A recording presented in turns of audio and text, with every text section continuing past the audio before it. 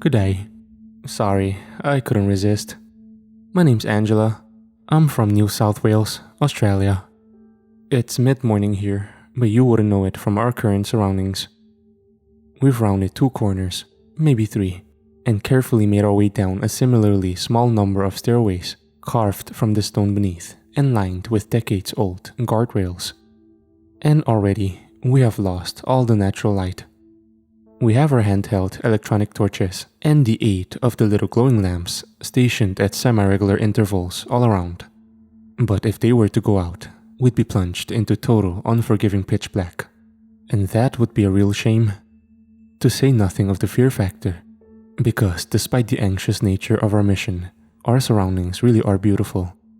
The caves through which we walk are vast and open beyond description. Great pale stalactites hang like spires of some ancient impossible city from the ceiling. To crane one's neck to look up at them treats you to an exciting and exhilarating sense of vertigo. The lamps I mentioned earlier glow in a number of soft colors, low greens, pale blues, and deep purples, and they alight the world around in magical and mysterious ways. The rock formations in the corner of your eye look like sparkling giants, curious creatures resting in the shadows, or as towering fantastical buildings home to any number of tiny secretive cave-dwelling inhabitants. I don't know, I guess I let my imagination get carried away with me sometimes. And we have an important duty here in this cave.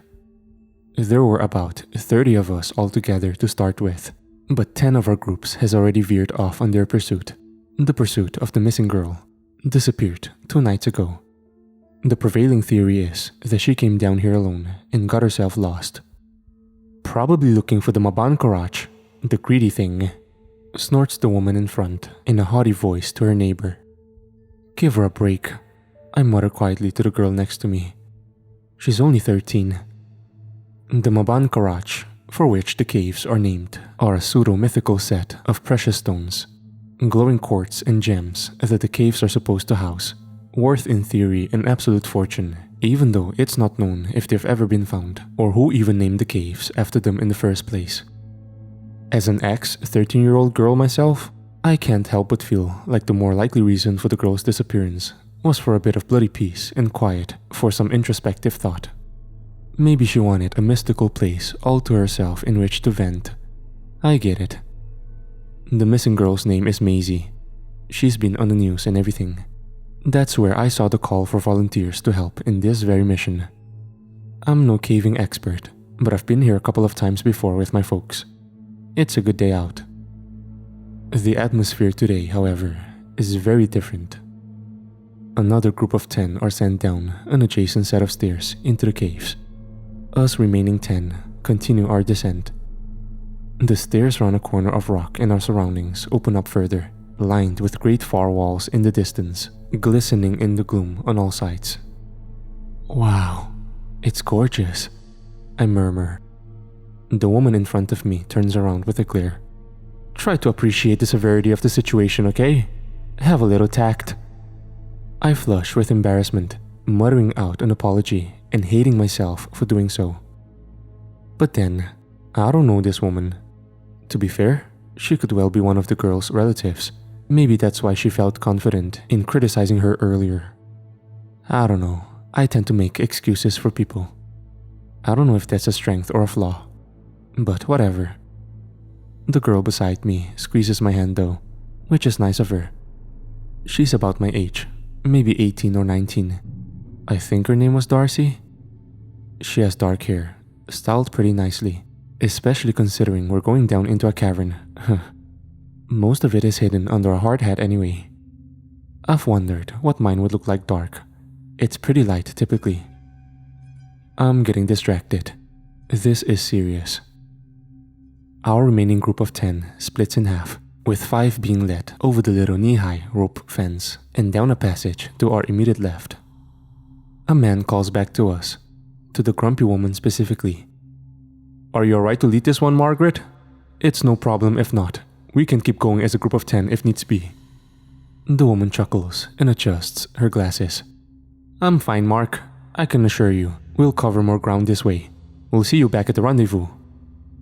This lady is going to be our group leader? I wrinkle my nose and exchange a look with Darcy. Great. The other group disappears until it's just the 5 of us. Margaret leads us a little deeper into the cavern, still illuminated, but in an area I've never been before.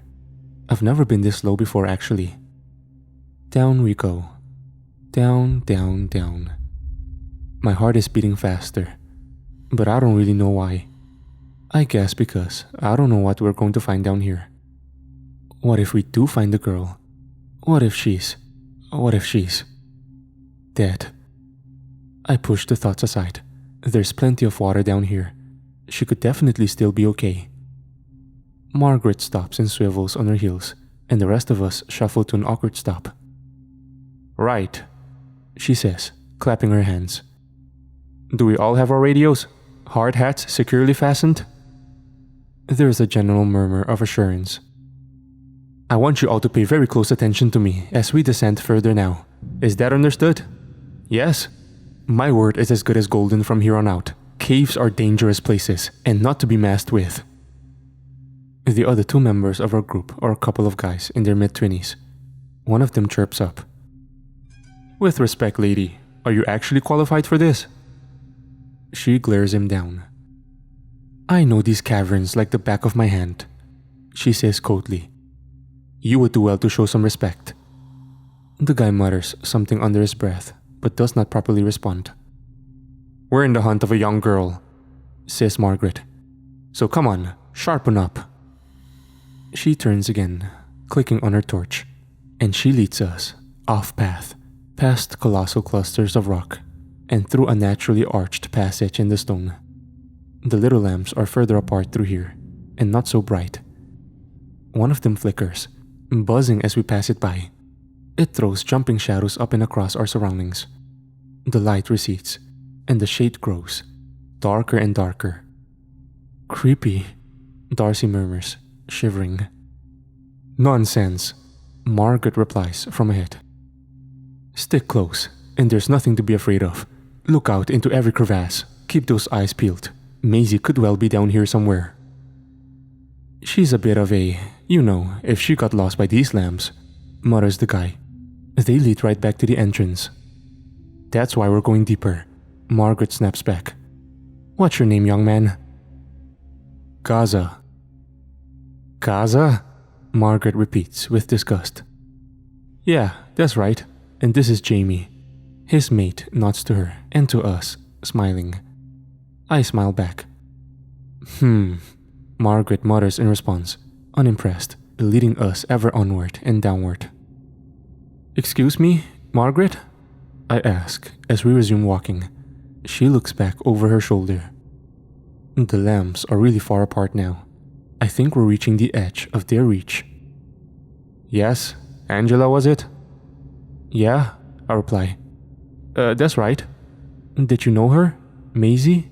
The missing girl? No, I didn't. What gave you that idea? I shrug. No reason. Margaret makes a little, noise, and beside me, Darcy points her torchlight up into her face so I can see her rolling her eyes. The little lamps don't give off any heat, but the cave seems nonetheless to become much colder as we leave them behind. I wonder if Masie had anything warm on her when she came down. If she came down, she might not even be down here. But it's worth a search regardless. It's creepy enough in here with the torches and in the safety of a group. I can't imagine how Masie might feel. Would she have brought a torch of her own? Or is she lost, alone in the dark? It's so quiet, so bloody quiet. Our breathing sounds suddenly so much louder. Our footsteps are loud against the rock. My eyes dart constantly from left to right as flickering torchlight-thrown shadows catch my attention again and again. Jamie stops at the edge of a relatively steep drop and calls down into the gloom. Masie? He says loud with his hands around his mouth. You down there, girl? I presume that Margaret is going to scold him, but she does not. What happens instead, to my dismay, is Gaza creeping up behind his mate and shoving him hard in the back. Hey! Darcy calls out. and Margaret turns at once to witness Jamie expel a shocked gasp of breath and stumble forwards over the edge. The humor drained from Gaza's face as he throws out a hand to try and correct his prank, to try and grab his friend by the shirt, but he isn't quite quick enough. We all watch in sudden panic as Jamie slips and stumbles, falling over the edge and down into the dark. "Jamie!" Gaza shouts, his hands on his head. He scrambles to the edge on his hands and knees, and with a grunt of pain and frustration, we hear Jamie grumble in the shadows down below. Torches are pointed down in his direction, revealing him rolling around in pain about 3, maybe 3.5 meters down. A long way to fall when you're not expecting it, but not lethal by any means. He groans and he squirms on the rock. "Stupid boy," Margaret barks at Gaza. "I'm sorry, mate," Gaza shouts down. "You're a fucking moron, Gaza," Jamie calls back up. "What the fuck is wrong with you, you dumb idiot?" Gaza grimaces, but does not reply. "Maybe we should radio the others," I suggest, glancing cautiously from Gaza to Margaret. "We could call for some rope or something." "No," Margaret says at once, and the other two look at her as well. She goes on. "I mean, there's no need to bother the others. I know a way back up. I've been here before." She calls down to him. "Try to stay roughly parallel to us, Jamie. We'll get you back in no time. Follow our lights and voices." Jamie grumbles. "Yeah, alright. If you say so. I'm good to walk." And up he clambers with a grunt, stretching his legs and arms, then keeping pace as Margaret leads us out at an angle, a diversion from our original route. "What did you do that for?" Darcy says to Gaza. "Idiot." To his credit, Gaza actually looks embarrassed. "I know, yeah, it was an accident." He looks to me as well, rubbing the back of his neck awkwardly. "It was just a joke. Didn't think it'd actually fall in." Jamie's torch was damaged in the fall, and through gaps in the rock and cracks in the wall, we can see his beam flicker in and out of life. I make a noise of surprise as my foot comes down in a cold puddle. There's water around us now, and whilst it's difficult to see given our current surroundings, I can smell it, dank and wet. Jamie's torch flickers again, cutting out this time for a good 5 seconds or more. We hear him swear and smack it against his hand before the device returns to full beam. "Fuck this," he shouts up from a place out of sight. "If I find the damn gems, I'm not sharing them with you, Gaza." Gaza chuckles weakly. I doubt Jamie even heard. "Are they real, do you think?" Darcy asks the group as we walk single file through a narrow passage of rock. "The gems, the Maban Karaj. I've heard they glitter in shades of blue and red. Great clusters of them. They'll be worth a bloody fortune," says Gaza. "It's highly unlikely there are any actual gems," proclaims Margaret from the front of the procession, interrupting. "And if there ever were, they'll be long gone by now. Try not to be so selfish." "Selfish?" Gaza snorts. "Are you trying to tell us you wouldn't even take one if you saw one? You'd leave them here in the cave, where they ain't any good to anyone?" She shoots an icy look back at him. "If there were any quartz down here, I can assure you I'd leave them well alone. They're artifacts. I'd lock the location and inform the relevant experts so they could be studied." "Bullshit. You take one." Margaret stops and turns to him. "I would not," she retorts shrilly. "And you would do well to watch your mouth, insolent young man." There is an awkward pause. "Everything alright up there?" calls Jamie from behind the walls of rock. We carry on along our way. About 5 minutes later, Jamie returns into clear view. Us four stand atop a ledge, a mere 2 meters tall. We can haul Jamie up it with relative ease, if he can get to us, that is, as between us lies a drop of incalculable depth. I peer over the edge. It goes down into the depths of the cavern below, filled with mighty upwards pointing stalagmites. Jamie looks down into it, then back up at us, throwing out his hands. "What the hell is this? I can't make it across there. I thought you said I'd be able to make it." I try to shine the beam of my torch down into the depths of the drop, but curiously, my light only seems to go so far. I don't understand it. It's as if the light is caught on a sheet of invisible film stretched across the gap. I struggle to make sense of it. Margaret says, rubbing her chin. It is, admittedly, a little wider than I remember it, but you should be alright. What are you talking about? Jamie calls back. You don't want me to jump it, do you? No one can jump that far. That's insane. Have a little patience. Goodness. Margaret shouts back, then crouches to pick up a loose piece of rock from the ground. She leans over the edge, then tosses the little stone down into the drop. It falls past the height of our little 2-meter outcrop, and then it disappears. My mind struggles with what it's seeing. It is as if the rock had struck the invisible sheet of film, rippling and vanishing from sight. And then I realize there is no drop. The hole in the cavern is nothing more than a body of water. A body of water so still, so impossibly still, that it reflected perfectly the view above our heads. There were no stalagmites pointing up towards us. They were simply reflections of the vast stalactites pointing down. I can't help a little noise of amazement at this illusion. Whoa. You'll just have to swim across, Jamie, Margaret calls, and Jamie responds with a string of swears. You're such a freaking dumbass, Gaza. Gaza calls another apology over the pool. How deep is it, Margaret? Jamie calls. I don't know.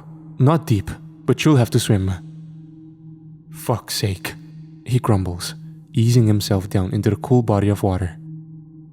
After a pause, he shouts, Not deep? I can't feel the fucking bottom. Just swim, Jamie. He mutters to himself as he begins to drag his body, equipment and all, through the water. It won't be helping him, but he's a strong-looking lad, and he has no real difficulties in his progress. Illusion broken, the water has turned black and shivers with Jamie's movements. A breeze ripples the edge of the natural pool, little waves churning softly in Jamie's direction. Except there is no breeze. That's why the illusion worked in the first place. The air in here is dead still. Listeners, you might have experienced this next feeling. It's a rush of cold and deeply unpleasant panic. It's a fear that starts low and shivers its way up your body. It's the sort of feeling you are subject to when you realize you might have made a catastrophic mistake or fucked up particularly badly in an important way. It's kind of what I feel like now. But it's more primal now, heightened by our alien surroundings. I try to speak out, but find I can't. Down there in the darkness, something slithers through the water. I'm sure of it. Beneath the black surface of the little lake, there is movement. I finally force out the words, but I think Darcy might have seen it too. Jamie! I shout, and he looks up at me in shock. There's something in the water! Move! You have to move! And a faint light from an unknown source is made clear to us, reflected in the rippling on the surface. But its source is down in the watery deep. I'm not sure if Jamie sees the dark shape moving about in the water behind him. What he does see, however, is the panic writ across the faces of his team up on the ledge. Illuminated eerily in the flickering of their torches, he starts to swear and curse, taking in mouthfuls of cave water as he pushes himself through the rocky pool at double speed, arms flailing. There is something in there though. In the water, the shadow of something large obscured by the rippling waves thrown out by Jamie's movements. It follows after him and seems to cast up strange and sparkling lights from its own body down in the deep. Gaza has crouched down at the edge of the rocky drop, hastily knocking a cluster of stones over the side as he reaches out an arm. Quick, Jamie! Jamie scrambles up onto the bank below, water pouring from the sleeves of his clothes as he half staggers, half crawls towards the steep ledge. Reaching up to meet Jamie's grip, the two boys grab each other's wrists, and Darcy and I grab a hold of Gaza, and the three of us haul Jamie up and onto the ledge. I look over his shoulder as we do so, but the shape in the water has vanished. The pool reveals nothing but shimmering ripples in the darkness. With a final grunt, we haul the soaking boy up onto the outcrop, and he lays there, panting and dripping as he runs a hand over his face. "Thanks for your fucking help, lady." Gaza grunts at Margaret after he's caught his breath, but she isn't even looking at him. She's still staring wide-eyed down to the pool below. "Impossible," she murmurs to herself. There's no way. Nothing can live down here. Nothing like that." "What the fuck was it?" Jamie asks through breaths, looking between us. Darcy shakes her head. She's gone pale. "I don't know. I didn't really see it. I just saw movement. A weird shape." "Angela?" She turns to me. I grimace anxiously. "I don't know," I reply quietly. "But it was pretty big. Something about it was emitting a little light too, but I don't know how." "Alright, screw this," mutters Jamie, reaching down for his radio. He draws it up to his mouth and presses the button on the side, but the radio's LED fails to switch on. He tries again, then shakes it, and water spills from the holes in the receiver. He swears again. "Gaza, radio the others. I'm fucking done with this." Yeah, about that. I can't, I'm afraid," he says, glancing at Margaret. "I don't have one. Turns out I did actually forget to grab one after all." He shrugs, and Margaret seems to return to awareness. She glares at him in disbelief. "You what? Stupid boy. How could you be so careless? So irresponsible." Darcy sighs. "I'll do it," she says. "But can we get moving already? We really need to get out of here. If we saw what I think we saw, then we're probably in real danger right now." She lifts the radio up to her mouth and calls for help, briefly but succinctly explaining the situation. The device crackles, but there is no response. She tries for a second time, but is again met with only silence. "Is it on the right channel?" I suggest, but Margaret suddenly scoffs. "We don't have time for this," she said. "This is some kind of twisted prank, I presume, but anyone willing to pull such a prank in a place like this very likely is dangerous. Follow me. Let's head right to the rendezvous." "That didn't look much like a prank to me, Margaret," Darcy replies levelly. "Quickly now. Chop chop." A prank? Surely not. The rational part of my brain wants to believe it. It wants to believe it desperately. But it just can't be. Jamie shivers as we fall bitterly back in step. "Are you okay?" I ask him, and he nods, smiling at me. "Yeah, I'm alright. Sorry about all the swearing and stuff. I'm not usually like that." "Oh no, it's all good honestly." I give an awkward little laugh. No one's ever apologized to me for swearing too much before. It's actually kinda sweet. "You can be honest with me, by the way," he says quietly, shooting a look back over his shoulder into the darkness of the cavern behind. "Is there anything you're not telling me? There really was something in the water, wasn't there?" I nod. Yeah, there was something in there. It looked, I don't know, kinda reptilian, I guess. I didn't get a good look, but the way it was moving, slithering, I trail off, and Jamie asks me no more questions. We do start to walk a little faster, however. After about 10 minutes, the beam of my torch catches on an enormous stalactite far out in the distance of the cavern, surrounded by an almost perfect ring of smaller spikes on the shadow ceiling. "Hey," I say softly. Did we pass those stalactites on the way down?" "We didn't," Darcy says with certainty. She stops. "Margaret, where are you taking us exactly? This isn't the way we came down." The boys stop too, but Margaret doesn't. She doesn't even turn around. "I know the route. We're heading right to the rendezvous." "Margaret, the rendezvous is back up closer to the entrance. We seem to be going back down," says Darcy. "I know where I'm going," the woman snaps. "Have you any idea how many times I've been down into these caves? I'm the last person to get anyone lost. Have a little respect." "Hello? There's a fucking monster down here, lady," Gaza shouts suddenly. "Is this the way back or fucking not?" "My name," Margaret replies with a shriek, spinning on the spot and jabbing a finger into Gaza's face. "Is Margaret!" Her final word echoes around the vast and gloomy walls of the cavern. "Margaret," we hear, ever fading as it bounces off the rock, steadily disappearing into the dark.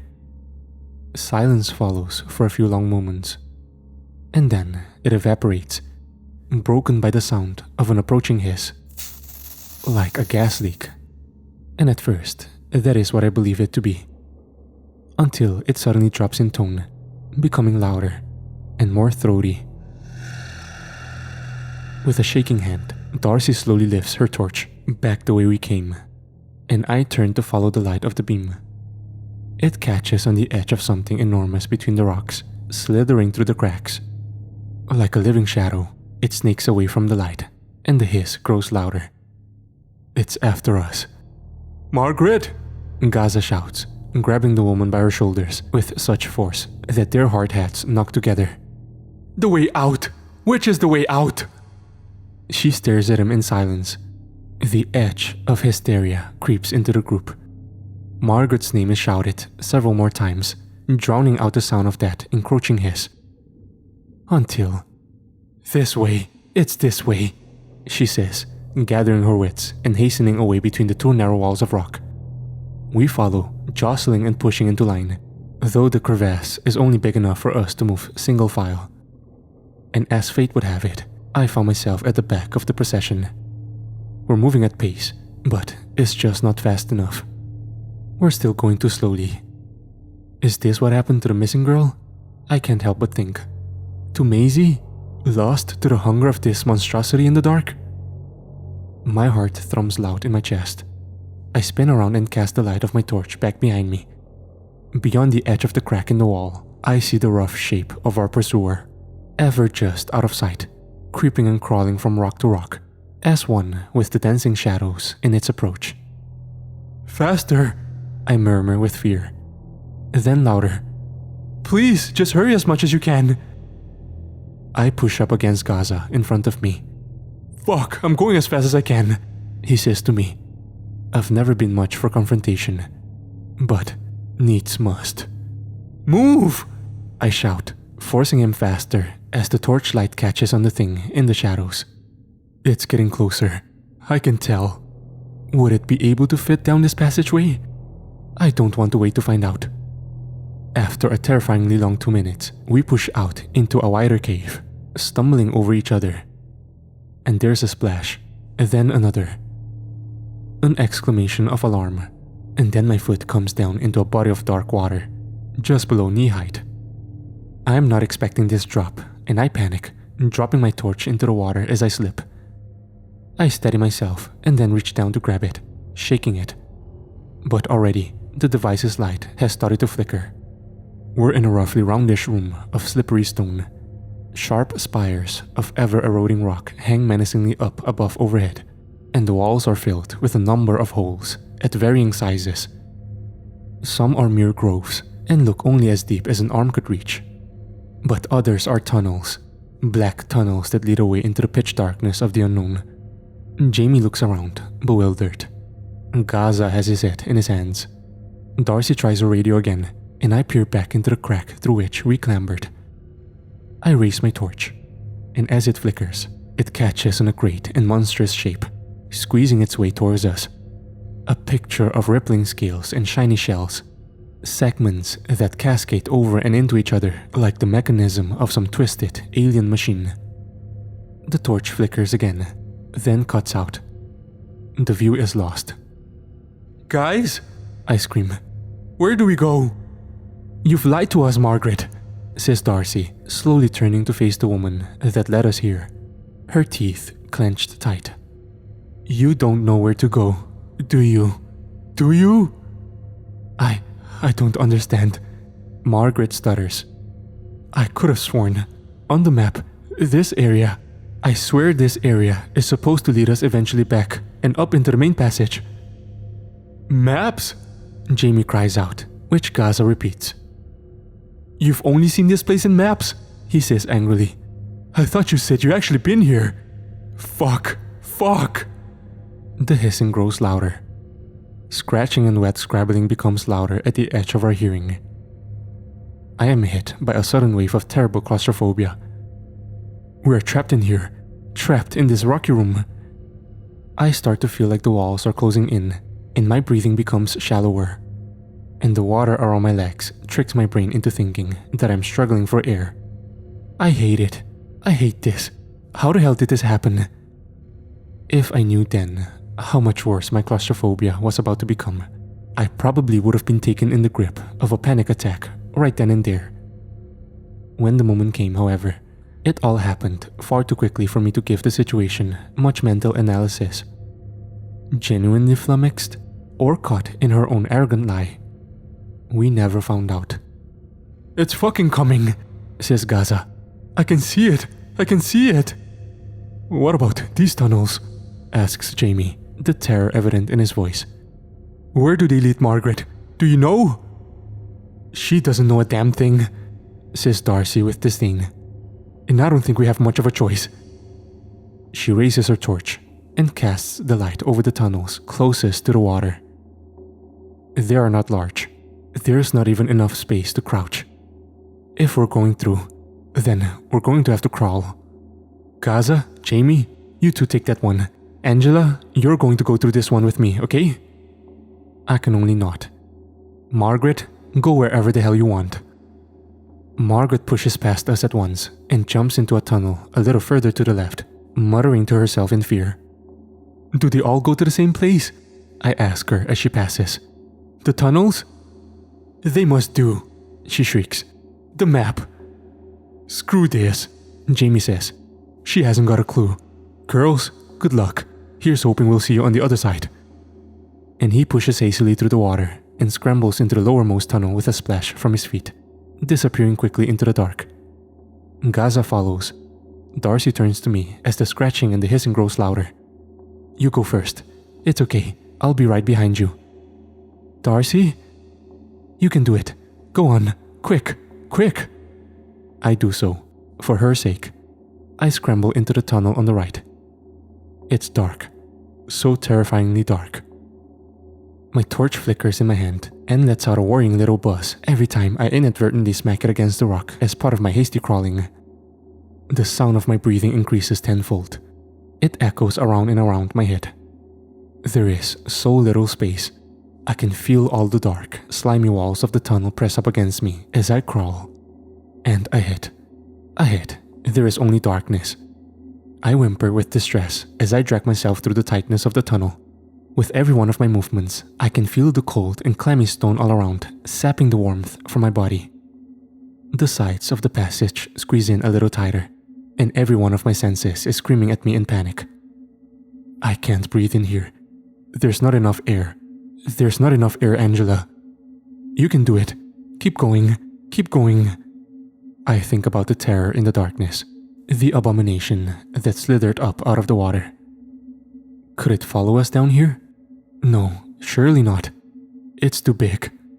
But then, I didn't think it would be able to follow us through the crack in the rock that Margaret led us through either. So I don't know. I just don't know. I let out a shout of fright as something knocks into one of my feet, before I remember that Darcy is right behind me in the tunnel. Stay calm. Stay calm. My torch has gone dark again. Darcy has hers switched on, but the tunnel is so tight that next to none of the light makes it past my face to illuminate the way ahead. I smack my device with the back of my hand a couple of times, and it sputters back to life. The tunnel goes on. Breathe, Angela. Breathe. Do you think Margaret's right? I call back to Darcy. Do you think all the tunnels link back up? What? She calls back. It's too muffled. She can't hear me. My torch cuts out again, and the way ahead is lost once more to shadow as I crawl. I grunt with frustration. I said, do you think that Margaret is? My voice catches in my throat as, mid-crawl, my forearm lands on nothing but air, and I take in a sharp breath as I lurch suddenly forwards. My torch slips from my hand and bounces away, down into the dark. Every time it smacks against the rock, the light flickers on, then off, then off. granting me fleeting glimpses of the sudden steepness of the tunnel sloping down into shadow. "Darcy, I don't know if I can do this," I shout out loud. "Angela?" comes the response. "I don't want to panic you, but I can hear that thing moving about in the water, back in the cave." I suppress the fear. I can't let it out here. Not now. Not in this place. So down I go. I try to keep a steady crawl. But soon, I lose any hope of grip on the slippery stone. Not even by wedging my limbs against the sides can I do much to slow my descent. And I find myself tumbling down through the darkness, eyes wide and adrenaline racing. I can just about see the faintest of glows from my torch, from wherever it is that it has landed, and it allows me to see the faintest highlights of rock as it rushes right by. Something sharp scrapes against my jeans and cuts my leg, and I cry out. I try not to think about what might happen if I end up getting stuck in here, unable to move, trapped in place, upside down, alone in the dark. What if it leads into a body of water? Stuck upside down in a tunnel as tight as this, half submerged in icy water, might well be one of the worst possible ways to die. It's a mercy that I did not fall and slip for particularly long. So I am not given much time to dwell on this grisly fate. The light of my torch becomes clear, and the tunnel ends. It opens up into another little cave, and as the walls disappear behind me, my hand smacks into the torch, knocking it from its precarious perch. And down it tumbles, with me, into the water below. I shriek as I hit the surface with a great splash, the bubbles rising past my ears as my surroundings are lost to a world of dark water. But there is, at least, space. I can kick and move my limbs about freely, and I do so, pushing my way quickly back to the surface, my torch in hand. I gasp in the air of the cave and swim over to the side, clambering out and onto a rocky little ledge. I shake my arms and wring the moisture from the ends of my sleeves, holding back sobs of relief as I start to process the terror of my little journey. My torch barely works now. It flickers and sputters weakly. And then, it cuts out altogether. I cannot bring it back to life this time. The device is dead. And yet I can still see a little of my surroundings. There is still some source of light in the cave. Shivering, I climb to my feet and look around. A faint pale glow emanates from behind a nearby corner, and I cautiously walk around the rock to get a better look. What I see takes my breath away. "No way," I murmur, the lights of the site before me sparkling and reflecting bright in my eyes. Amongst a tumbled pile of stone and rock, directly ahead is a compact collection of clustered quartz and crystals, shining in shades of blue and red. They are like nothing I've ever seen. This is them, I realize. The gems of the cavern's namesake. The Maban Karaj. They're real. I take an odd step closer. Gaza was right, surely. There's no way that even one of those things isn't worth a small fortune. You could take one, Angela. You could take one right now. Prise it from the rock and stuff it in your pocket. I reach out a hand, and I hear a splash and a cry of alarm. "Darcy." I swivel at once and return to the cave, to the edge of the pool. "Darcy?" I call to her. "Over here, it's okay." The girl splashes about in the water, then, without warning, throws me her torch before it can become too waterlogged. To my amazement, I actually catch it, fumbling the device a little as I do so. Darcy swims over to me, and I help haul her up onto the rocky bank. "This is insane," she splutters, spitting out water onto the ground. "Wait till you see what I've just found," I tell her.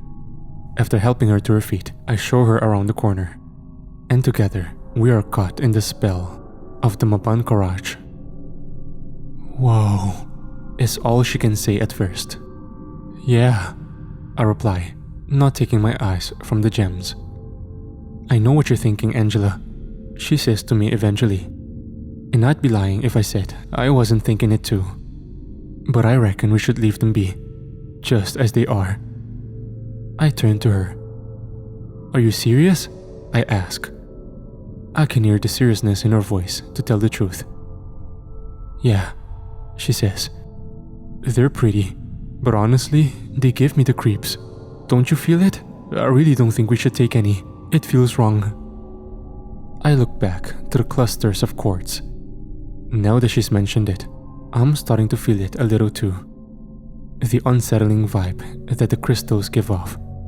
And besides, what would I do with one if I took it?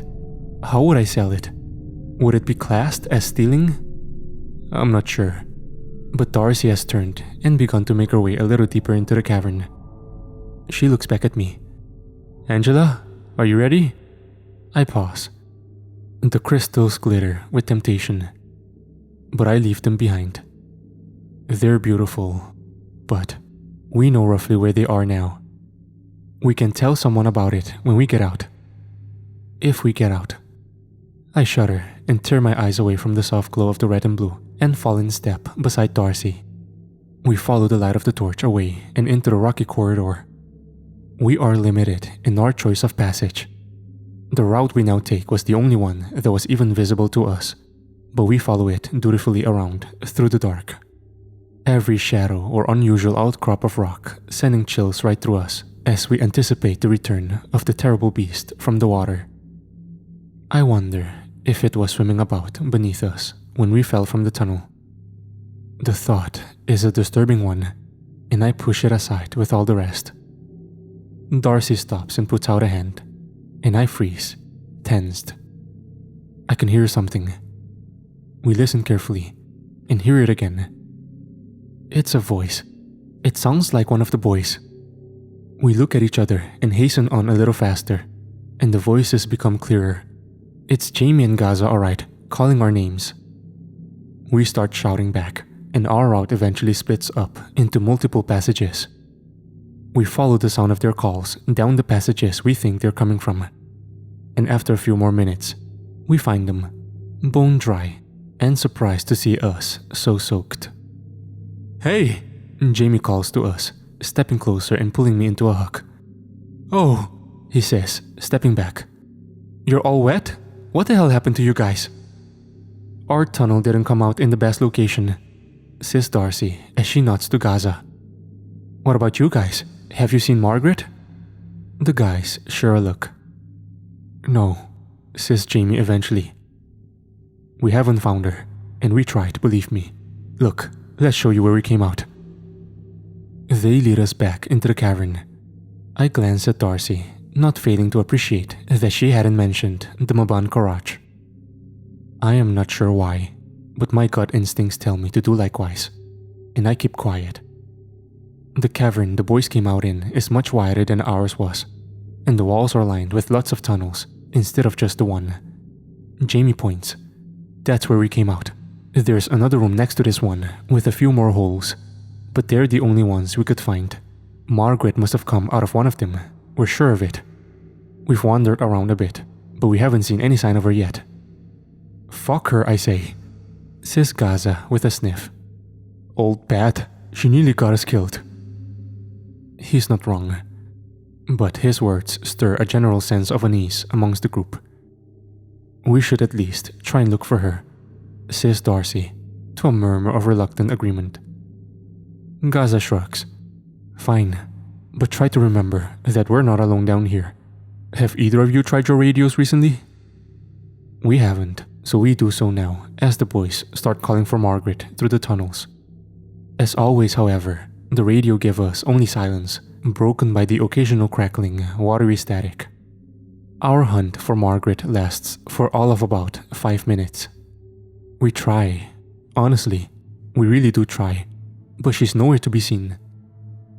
I don't get it. Why didn't she come out of any of the tunnels? Asks Jamie. Maybe she did, Darcy says quietly. Maybe she was the first one out and made a run for it. Would she? I ask. But in my heart of hearts, I feel like I know the answer is yes. Our search is cut short by the sound of an echoing and all too familiar hiss. To my horror, however, it doesn't sound like it is coming from any of the tunnels. We all turn to look back through the maze-like passages of stone, listening to the sound of the creature's terrible approach, waiting for its shadow to spill into our field of vision at any moment. "Fuck this, I'm out of here," says Gaza, and he takes off down an opposite corridor in the dark. "Come on," he shouts, and we join him. With a total of 2 working torches between us, through the darkness we race, our footsteps loud against the cold stone. Darcy and I still tripping even now as we run. And the monster follows. We push out into an enormous cavern. Not quite the largest so far, but not far off. Great pillars of shimmering rock rise up all around, and for the first real time in our expedition, we find ourselves with the option to climb higher instead of being forced lower. At the cavern's edge is a rough outcrop of stone that ascends up and up, like a rough imitation of a staircase, one so crude as to be barely recognizable as such. But it makes no matter. It leads up, and if we're careful, we can climb it. No guardrails though this time. Gaza is the first one to try it. I wince, half expecting the rock to break away beneath his feet. But up he climbs, gripping the wall for balance, as the outcrop isn't particularly wide. 1 meter, 2 meters, 3. "Guys," he shouts, "get a fucking move on already." "Go," says Jamie, and gestures Darcy and I up after Gaza. We rarely start to climb. The ground begins to drop away behind us as we shuffle higher and higher. We rise up with the towers of rock, but the creature is coming. I can't say how, but I can feel it. We all can. It's more than just a growing hissing. It's an almost physical weight, growing heavier and heavier as it draws nearer. Just as we're approaching the top of the climb, near a wider and more substantial platform of stone, I hear it. Not the monster, but something else. I hear a voice. The voice of a girl. "Please," she murmurs weakly, and I stop at once. Darcy bumps into me. "Hey," she says, but I shush her, and we listen. The voice comes again, a little louder. "Hey, please." I turn to look out over the expanse of rock and stone. And there, on the opposite side of the cavern, on a ledge not dissimilar to our own, is the girl, Masie, the missing wanderer, alive down here in the depths of the caves. "Oh my God," Darcy murmurs. Then she calls out, Hey, are you Masie?" The girl does not reply, but nods and begins to sob. I feel the great weight of the gaze of the monster on the back of my head. It's in the cavern. It can see us. Gaza scrambles up onto the rock ledge above us. He turns around and makes a hurry up gesture with his hand. "Guys, we gotta fucking move. I'm not kidding about here. I can see the fucking monster in the darkness. It's right behind us." "What about the girl?" I ask him, and I watch as his eyes dart over to her, then back. He says nothing, but I can see his intentions in his face, only half illuminated in the torchlight as it is. He means to leave her behind. Perhaps he senses this. "We can come back for her," he says. "We know where she is now, but we gotta go." I've never been a hugely confident or decisive person, but I feel something now. A burst of energy that I can't ignore, and I refuse his will. I toss my torch to Darcy, and I push past him. I need no deliberation here. "Angela!" he shouts, but I ignore him. I sprint across the surface of this wider rocky ledge to the opposite side of the cavern. Masie's own outcrop hangs just a little lower. It provides an excellent view of the cavern below, or at least it would have if there were a little more light. And a slow steady leak in the rock above fills a little pool to the girl's side. Perhaps this is why she chose such a location to rest. I scramble down onto my hands and knees and reach out a hand. "Come on!" I shout. "Grab my hand, let's get you out of here." Then, a little quieter. "It's okay, we can help you." For a moment, the girl doesn't move. She only stares at me, as if she is too afraid to trust that someone has actually come for her. I'm about to hop down onto the ledge myself and help her to her feet when the rising hiss through the darkness bids her stir. She reaches up a shaking hand and I grab her wrist. It's so thin. A shadow moves in the darkness below us, great and oily. The wild and wavering beams of the remaining flashlights allow us fleeting glimpses of slick, sparkling shell and scale. I grimace and haul Masie up onto the platform. Jamie races across as I do so and helps Masie to her feet. She squints and slams tight shut her eyes as the beam of Darcy's flashlight passes across her face. Her legs shake. "Come on, I'll carry you," Jamie says, lifting her up onto his back. And away we run, across the ledge, meeting up with Darcy, halfway across the platform, and with Gaza still at the far end. "Fucking move!" he bellows. And to my horror, I catch a glimpse of the enormous monster slithering its way up the cavern wall, climbing and clambering towards us. With Darcy and Garza at the front with the torches, we race through this new level of the cavern, around columns of spiraling stone, along natural pathways, and between great, still black underground lakes. At least, I think they're lakes. They're so motionless down here in the depths, so undisturbed that I cannot tell if they are indeed the illusions I now expect them to be, or are actually the great holes to the rocky world below that they're pretending to be. Either way, it matters little to us in our current state. Gaza and Darcy are trying to lead us vaguely upwards, but they don't know where to go. None of us do. So we just run onward through the solemn stone of this secret landscape. Gaza eventually drops to his knees and starts to crawl through a tiny arch in the rock. Darcy, after a rapid inspection of the area, follows. Jamie sets Masie down and she gets the picture, crawling after them. Jamie and I do likewise. And it's not until we're through to the other side, in a smallish room of smooth, curved stone, that we feel safe enough to just stop for a minute and rest. Darcy turns out her light and nudges Gaza to do the same. He does so with a little click, and we are plunged into total darkness. The only sound are ragged breathing as we fill our lungs. That terrible hissing mercifully has disappeared. For now. As we get back our breaths, an uncomfortable tension hangs in the air. "You meant to leave Masie behind," I want to say to Gaza. It's true. He wanted to leave her where she was. I know that Darcy at least feels the same way. I can feel her stir beside me, but neither of us say anything. There's a time and a place for such a discussion, and right now is neither. I hear Masie sniff in the darkness. "Does anyone have anything to eat?" she asks softly, but we are forced to reply apologetically, though we do not.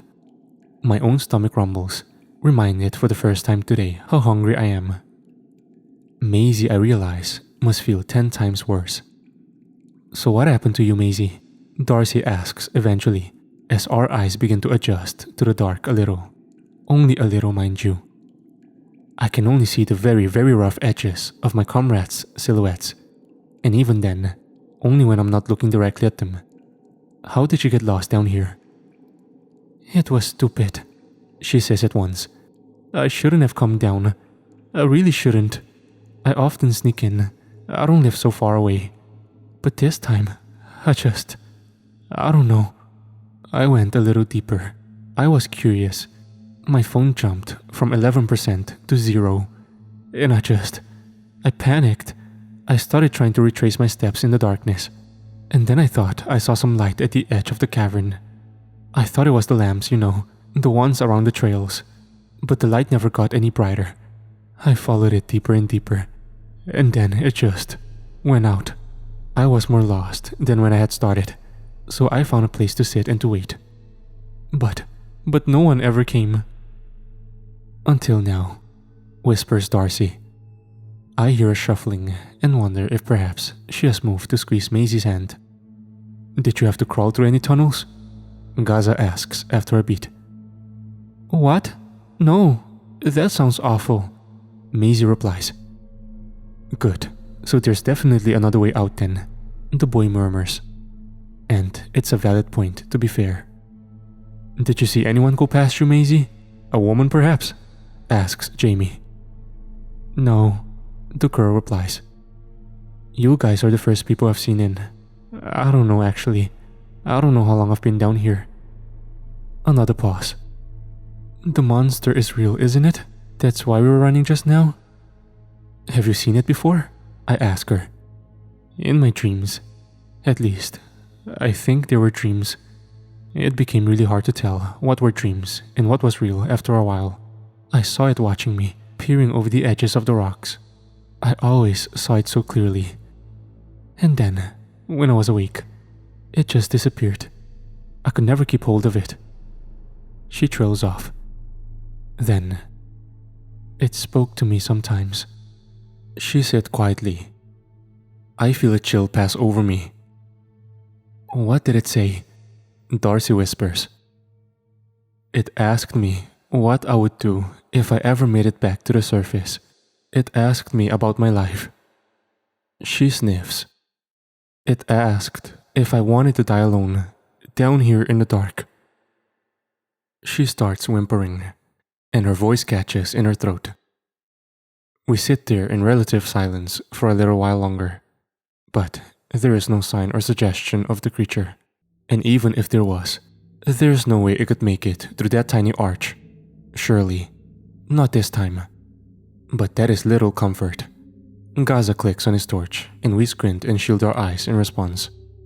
One by one, we all adjust back to the light, and wordlessly, we rise to our feet.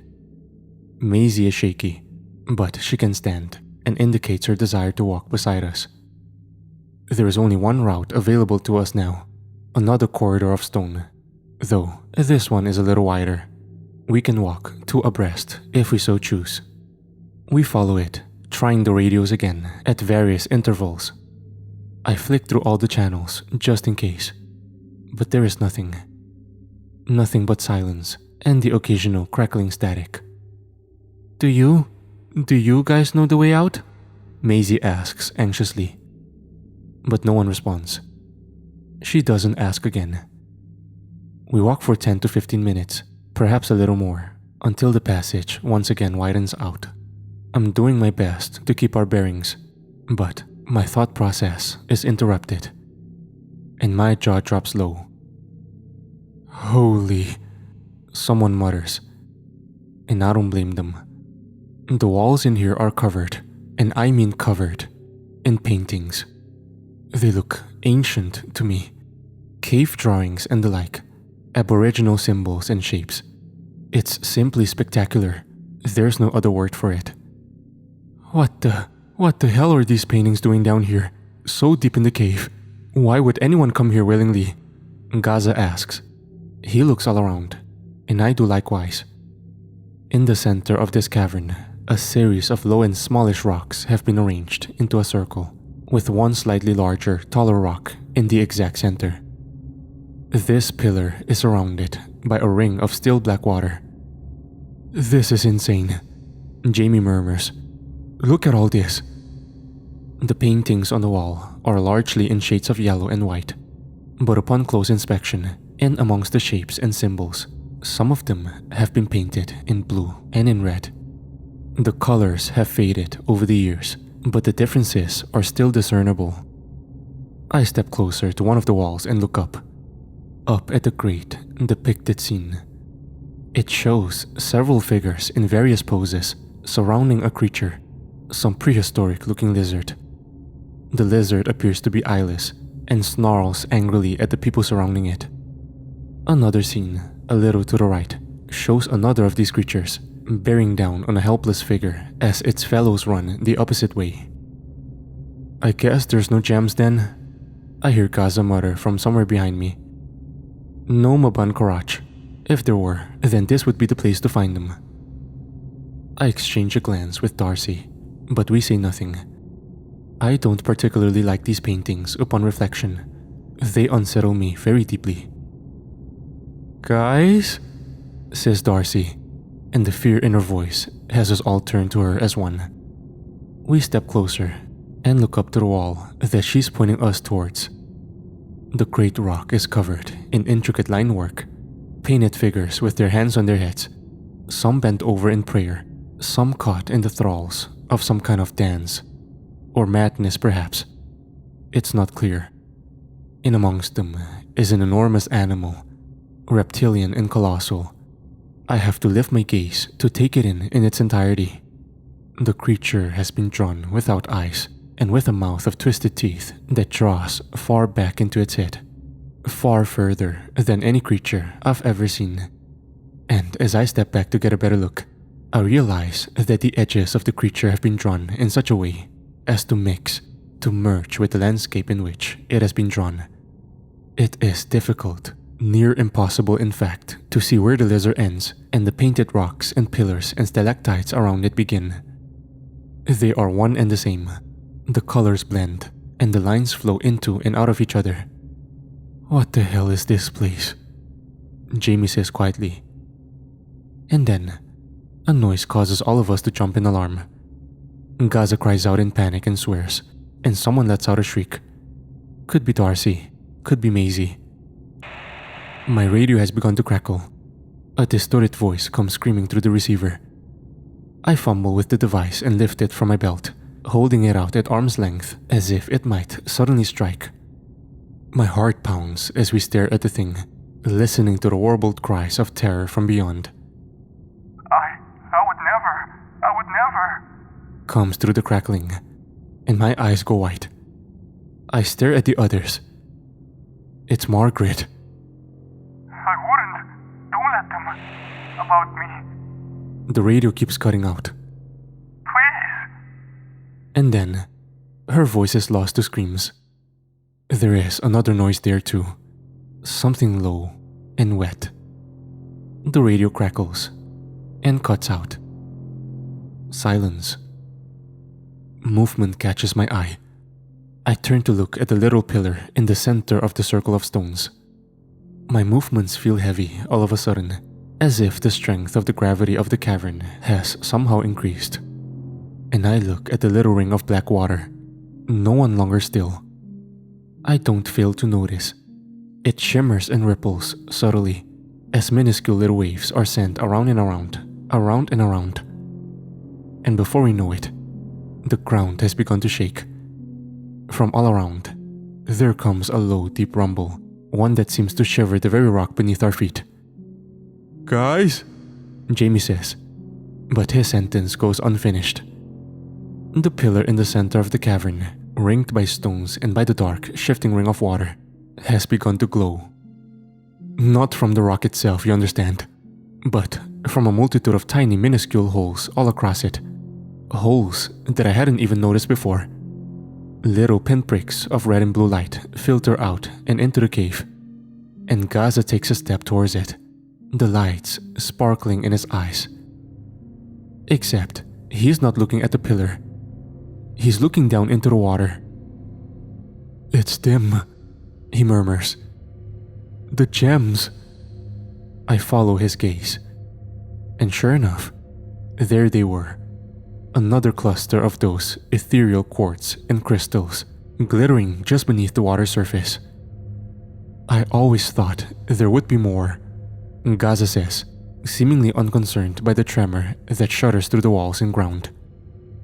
I heard there was a whole field of them. Still, he reaches down, crouching slightly. He reaches out a hand towards the water.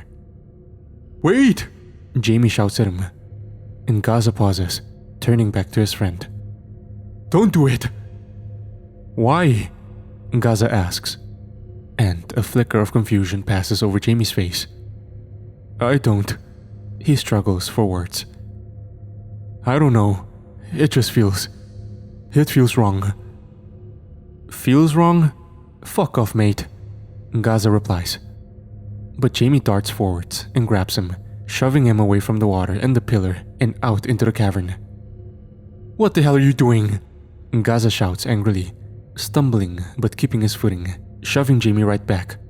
And as the two threaten a fight, the walls of the cave, to my horror, start to move. The painted shapes and figures start to twitch and writhe, as if they are dancing or desperately waving. But it isn't them, I realize. It's the rock upon which they are painted. I watch in terror as an outcrop of stone starts to crack and chip. A large reptilian leg prizes itself free. A great snake-like segmented body becomes clear in the darkness, and it starts to steadily climb down the walls. "It's in here!" I call out to the group in alarm. The creature is in here! And that's when I see the second of the creatures. And the third. And the fourth. There was never just one. They're everywhere. They start to appear across the high ceiling. Boulders in the corners of my eyes start to uncoil. I see them slither from the rock pools at the cavern's edge. The hissing returns and rises to a terrible chorus. I look around at the others, and I see that Darcy is already encouraging Masie through a tiny gap in the wall, close in size to those terrible tunnels. Masie crawls through, army style, and disappears from sight. Darcy calls out to us. Guys? Jamie positions himself between Gaza and the Maban Karaj. Gaza swears at the boy and grits his teeth. He casts one long lingering look at the gems, sparkling and shining in the ring of water, then tears away his gaze and hits reluctantly for the crack in the wall. Jamie grabs my hand and pulls me over. I crouch down at the entrance to the gap in the wall and follow the others. Jamie? I begin, but he hurries me through. Just go! So I do. I see them gather behind him. The creatures, shifting shapes in the shadows, and I bitterly look away as I push myself through the tunnel as fast as I can. My leg stings where I cut it earlier, but I ignore the pain, as well as the bruises forming on my elbows and knees, and follow the others through the dark, scrambling across the stone, my breathing loud in my ears. And once again, to my relief, the tunnel does not come to an eventual end. And to my greater relief, there is Jamie crawling out of the tunnel behind me. Jamie? I say with a grin. I can't help myself, and I help haul him to his feet. He is deathly pale and silent. He manages a weak smile as his eyes meet mine. But he says nothing. Quickly, but Christ, watch your footing. Single file, okay? Comes Darcy's voice, and I turn to see what she is talking about. The way ahead is obvious, but dangerous. Before us lies a narrow bridge of rock that extends across the length of a great chasm. And to our right, my heart sinks. To our right, and half embedded in the stone, is an enormous, lizard-like skull. It is beyond massive, whale-like, or bigger. The bridge of rock we must now cross is at the rough level of the skull's lower jaw. These jaws are lined with hundreds upon hundreds of teeth of varying shapes and sizes, and the skull is eyeless. Socketless, I should say. Where one would expect to see gaps for eyes, are just layers of smooth, cave-darkened bone. There's no real time to stare in awe or to contemplate. Darcy pushes on ahead, carefully making her way across the bridge.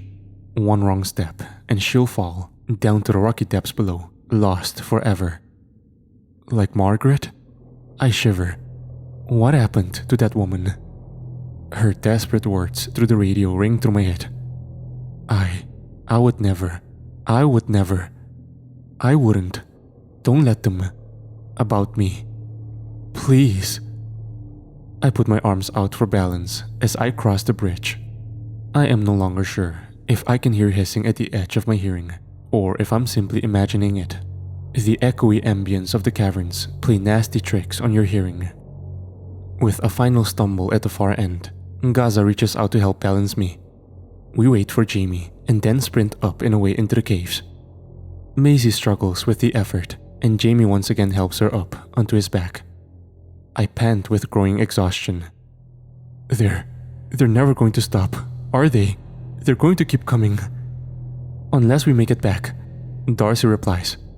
Unless we make it back to the surface. The monsters, I say through breaths to Jamie beside me. They didn't. Kill you, I want to say.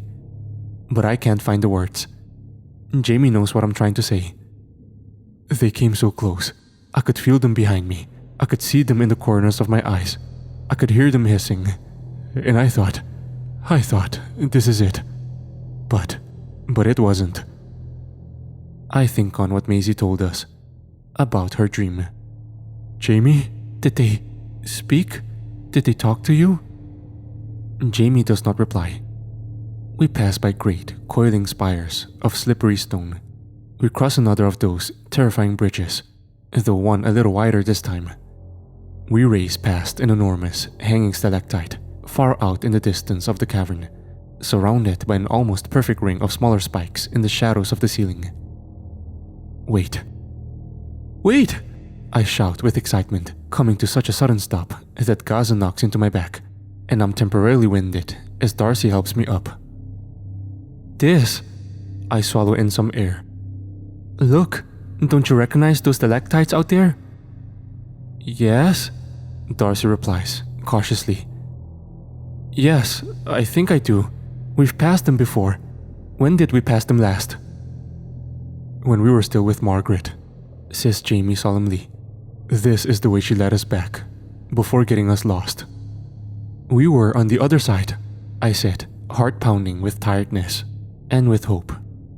I'm sure of it. It's the same circles of stalactites, but the angle's wrong. We were higher up. The ledge on the opposite side is taller by a few meters than the one we stand on now.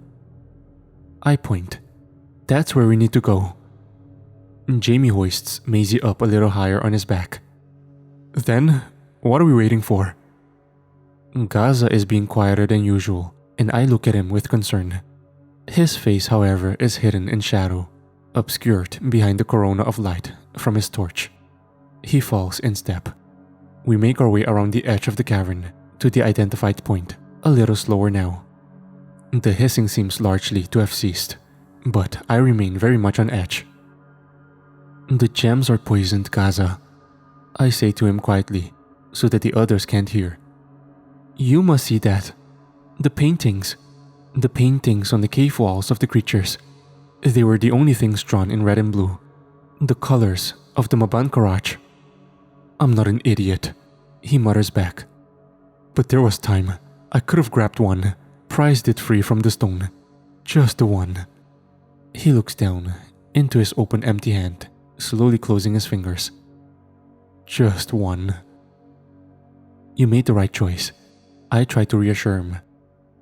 They're not worth it, and besides, they're just lumps of stone. They could have been worth pennies. Sure, Gaza replies, and his tone suggests that the conversation is done. Angela's right, Jamie says after a little while longer, as we stand on the ridge at the cavern's opposite side. This is exactly the place, he points. That's where Margaret led us through the crack in the rock. We were being followed, even back then, says Gaza grimly. There could be any number of the monsters still around here.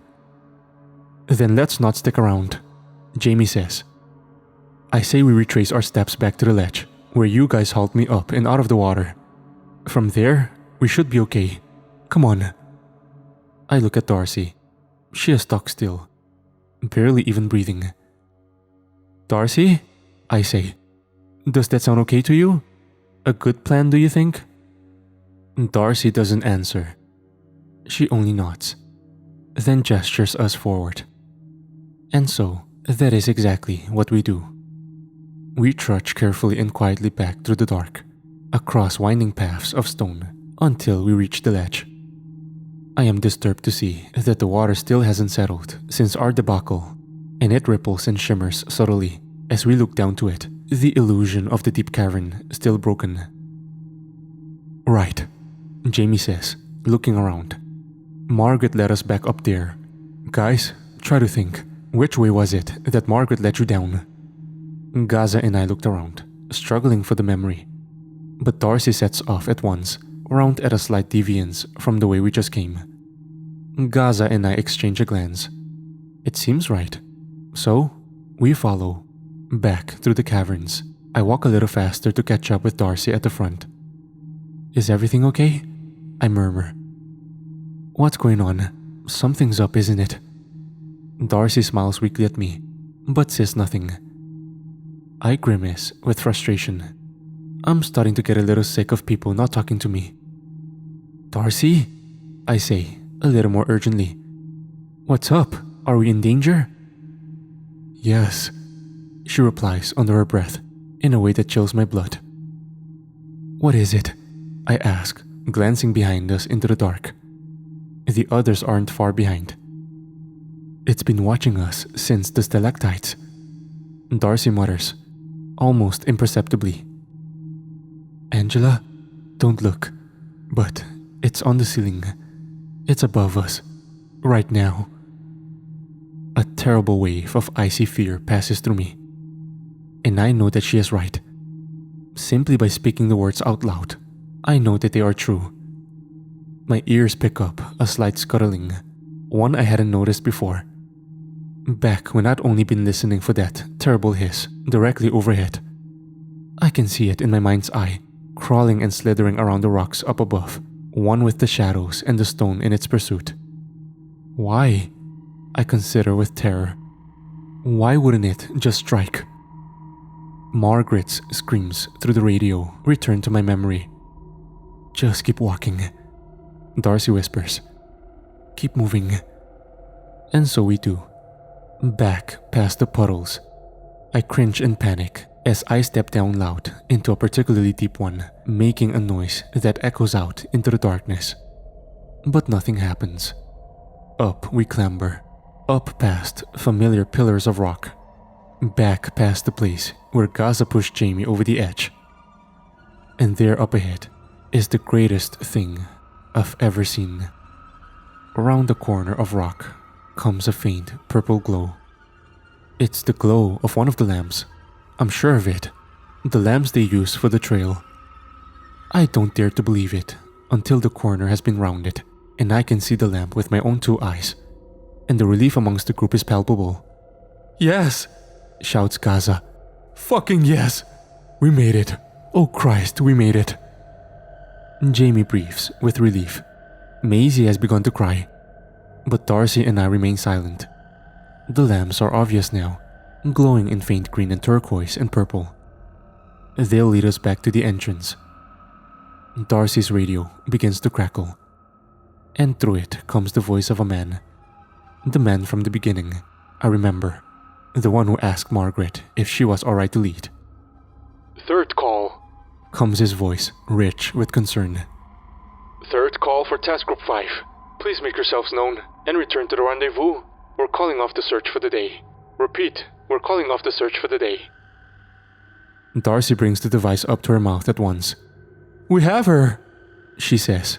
Fear and excitement and hope all rolled into the inflections of her voice. "We found Masie. Please, get everyone out of the caverns as fast as you can. Over." The group scurries up behind her, back to the safety of the light. And, perhaps, against my sense of better judgment, I allow myself one final look. One last quick look behind me. And my eyes are caught at once in the spell of the Maban Karaj. For there they are, just a little further back in the caves, beyond the immediate reach of the lamp, glittering in shades of ruby and aquamarine in the darkness. A cluster of shining, shimmering quartz. How did we miss them? They were there this whole time. How did we pass them by so easily? I think about what I had said to Gaza. "They're poisoned," I had said, so matter-of-factly. I told him he had made the right choice by leaving them behind. I can feel the red and blue lights sparkle bright, reflecting in my eyes. How arrogant of me to say such things to him. After all, what do I know really?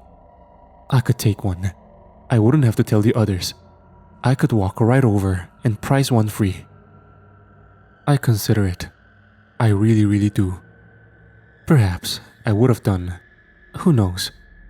Perhaps I would have done if the lights of the gems hadn't suddenly gone dark. I blink. Where once there were beautiful crystals, there now sits perched on the rock a simple cluster of dark stone, broken, dull grey shards. And this cluster moves. It moves, along with the rock upon which it is held, and all the rocks around it too. Just beneath the cluster, the long dark mouth of the reptilian creature becomes clear. It snarls silently with its long black jaws full of terrible teeth. The segmented shell of its snake-like body cracks free from its surroundings with a little burst of stone, and a lizard-like leg is suddenly visible at its side. I am frozen in terror. I cannot move. To move would be to make noise. I am silence itself, staring. With a final, low warning hiss, a deep, crocodilian noise from the back of its throat. The shadowy lizard turns away, and the lightless black rocks upon its head go with it. Away it slings, back down into the depths, back to the shadows of its home, disappearing into the darkness. I back away, one step, then another. Then I turn, and I run. I run for the others, back up the cavern towards the entrance, through the welcome light of the lamps. And so, we told them all our story. Our talks of monsters and skulls and the Maban Karaj were listened to thoughtfully, but they didn't believe a word. You could see it in their eyes. Masie was returned to her family. The caves have been sealed off pending further investigation, and a more qualified team of professionals have gone down in search of Margaret. She was never supposed to lead us down so deep, apparently. Would she have done if Gaza hadn't pushed Jamie off the ledge? Maybe. Maybe not. We'll never know now. Because they're never going to find Margaret. They didn't hear her final message through the radio. They didn't hear her screams. And I find myself these days thinking often of a particular conversation. A conversation that took place between Margaret and Gaza on our initial way down, regarding the crystals. It's highly unlikely there are any actual gems, Margaret had claimed with such surety. And if there ever were, they'll be long gone by now. Try not to be so selfish. Selfish? Gaza had snorted. Are you trying to tell us you wouldn't even take one if you saw one? You'd leave them here in the cave, where they ain't any good to anyone? If there were any quartz down here, I can assure you, I'd leave them well alone. They're artifacts. I'd log the location and inform the relevant experts so they could be studied. Bullshit. You'd take one. Margaret shrieked in response, with such vibrant, outraged indignation. I would not. She had said. I would not.